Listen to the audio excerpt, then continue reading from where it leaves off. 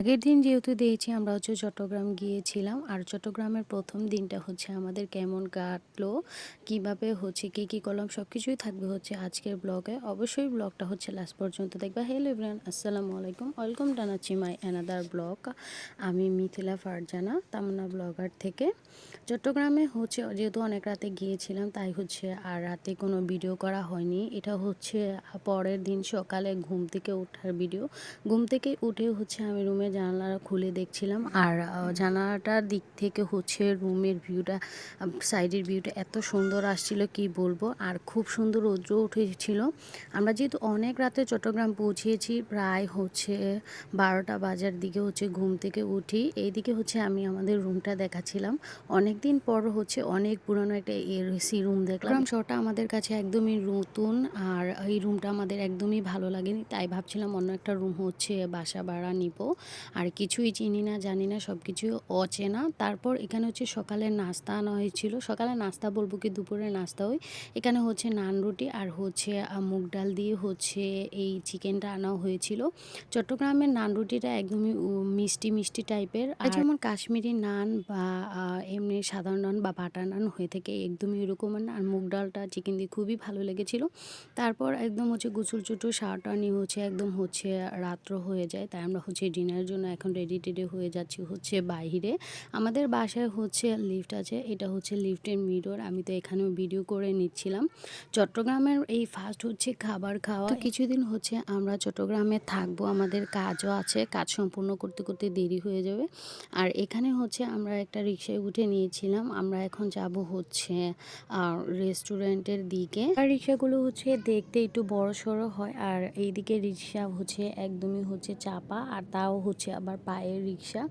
এই রিক্সাগুলোতে উঠতে এখন অনেক খারাপ লাগে, কারণ দেখতেও খারাপ লাগে। আমরা যেহেতু চট্টগ্রামের একদম শহরে উঠেছিলাম, আমরা আবাসিক হোটেলগুলো আছে না, ওইদিকে উঠেছি ব্লক 7-এর মধ্যে। ব্লক 1-এর দিকে চেয়েছিলাম বাসা ভাড়া নেওয়ার জন্য, কিন্তু একদমই নিতে পারিনি, মানে চান্সই পাইনি। তাও আমাদের বাসাটা একদমই পছন্দ হচ্ছিল না, তাই সবাই ডিসিশন নিয়েছিলাম বাসাটা চেঞ্জ করব।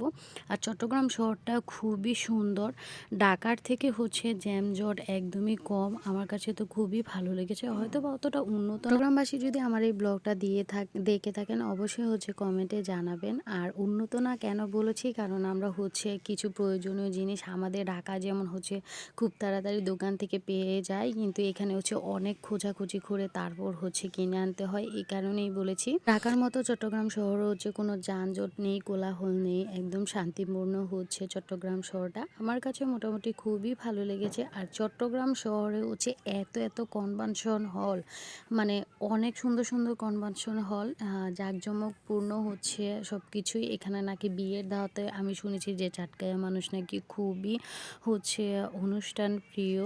আর এইসব কনভেনশন হলগুলো এত বড় বড় আর এত সুন্দর ছিল, আমার কাছে খুবই ভালো লেগেছিল। আর যেহেতু আমরা চট্টগ্রাম শহরে নতুন, কিছুই চিনি না, তারপর আমরা লোকেশন দেখে দেখে তারপর যাচ্ছিলাম। আমরা তো মূলত গিয়েছিলাম একটা রেস্টুরেন্টে, ভর্তাবাড়ি রেস্টুরেন্ট। কারণ আমরা যেহেতু বাঙালি মানেই তো ভর্তা ভাত, তাই ভাবলাম চট্টগ্রাম যেহেতু এসেছি আর অনেকক্ষণ ধরেও ভাত না খাওয়া, তাই চলে আসলাম এই ভর্তাবাড়ি রেস্টুরেন্টে। আর আমাদের ঢাকার মতো চট্টগ্রামও রোড সাইডে এরকম কাপড় বিক্রি করা হয়, এই জিনিসটা একদমই খুবই মিল ছিল। আর আমি এদিকে খুবই ভালো ছিলাম। তারপর আমরা ঢুকে যাই ভর্তাবাড়ি রেস্টুরেন্ট। এখানের ভর্তা ভাত নাকি খুবই মজাদার। এদিকে আমাদের একজন লোকাল এই কথাটা বলেছিল, তাই আমরা চলে যাই এই রেস্টুরেন্টে। আর এই রেস্টুরেন্টের ডেকোরেশনটা খুবই ছিল, উপর থেকে তো নিচের ভিউটা দেখতে খুবই ভালো লাগছিল। আর এদিকে সেট মেনু দিয়ে দেওয়া হচ্ছিল। এখানে ভর্তা ভাত থেকে শুরু করে দেশি হাঁস বোনা, চিকেন ফ্রাই, তারপর কালো বোনা, সব কিছুই পাওয়া যায়।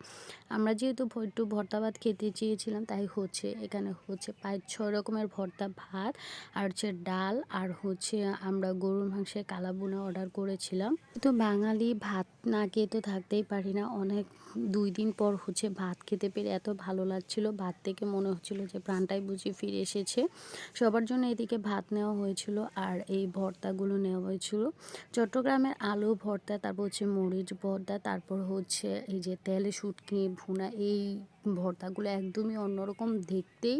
কারণ খাবার পরে তো আরও বুঝেছি যে ভর্তাগুলোর টেস্ট আসলে একদমই অন্যরকম। কারণ আমাদের দিকে তো এই যে ভর্তা বাটটা একদমই সিমিলার হয়। এদিকে আমার হাজব্যান্ড হচ্ছিল বোয়াল মাছের একটা পিস নিয়েছিল। যেহেতু চট্টগ্রাম বা কক্সবাজারের সাইডে এসেছি, মাছ তো এখান থেকে খেতেই হবে। আমি তো এখানে প্রথমে শুটকির ভর্তা দিয়ে ভাতটা খেয়ে নিলাম। এটা তো খুবই ভালো লেগেছে, কিন্তু আমার আলুর ভর্তাটা আর হচ্ছে লুটে শুটকি ভুনাটা একদমই ভালো লাগেনি। চট্টগ্রামের খাবার দাবার ঢাকার থেকে তুলনায় হচ্ছে একদমই অন্যরকম। নিজেদের খাবার তো মানে বুঝিনি নিজেদের কাছে কতটা আপন, সেটা হোক রেস্টুরেন্ট বা ঘরের। কারণ নিজেদের খাবারের একটা প্রিয় স্বাদই আছে। তবে চট্টগ্রামের মানুষজন খুবই ভালো, খুবই আন্তরিক। আমার কাছে তো খুবই ভালো লেগেছে।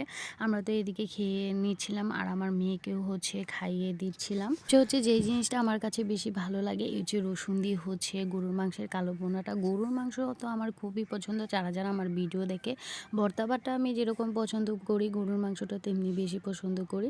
কারণ গরুর মাংসের এই গ্রেভিটা হচ্ছে সবচেয়ে বেশি মজাদার ছিল। আমার কাছে তো খুবই ভালো লেগেছে। আমি তো খুব মজা করে এই খাবারটা এনজয় করে খেয়েছি। সারাদিন পরে ভাত খেয়েছি না, যেমন মানে একাকাশ পরিমাণ তৃপ্তি পেয়েছি কি বলবো। কারণ আসলে হচ্ছে 2 দিন পরে হচ্ছে আমরা ভাত খেয়েছি বার্গার, পিৎজা এরকমই রোড সাইডের খাবার। তারপর সবাই হচ্ছে খাওয়া-দাওয়া শেষ করে মেয়েকে খাইয়ে নিয়ে তারপর হচ্ছে একটু আড্ডা-টাড্ডা দিয়ে চলে আসি হচ্ছে হাত ধুতে। খাওয়া-দাওয়া শেষ করে তারপর হচ্ছে একটু টেবিলে চলে যাই আড্ডা দেওয়ার জন্য। কিন্তু টেবিলে গিয়ে দেখি হচ্ছে এই ধনিয়া ভাজাটা দেওয়া হয়েছিল। ঢাকার ধনিয়া ভাজাটা খেতে খুবই ভালো লাগে, কিন্তু এটা সম্ভবত মৌরি। আর এই কার্ডটা হচ্ছে দেওয়া হয়েছিল আমাকে, কারণ আমি যেহেতু ভিডিও করছিলাম চট্টগ্রামের ওই রেস্টুরেন্টের ভাইয়াটা আমাকে বলছিল যে আপু একটা কার্ড নিয়ে যান, যদি ভালো লাগে তাহলে আবার আসবেন। আমি এটা কোনো করছি না, কিন্তু আমার কাছে খুবই ভালো লেগেছে তাদের রেস্টুরেন্টটা। তারপর হচ্ছে খাওয়া দাওয়া শেষ করে আমরা হচ্ছে বাড়ির দিকে চলে আসি। আর যাওয়ার পথে একটু হচ্ছে ভিড় হয়েছিল, কারণ ফ্লাইওভারের মধ্যে নাকি একটা গাড়ি অ্যাক্সিডেন্ট করেছিল।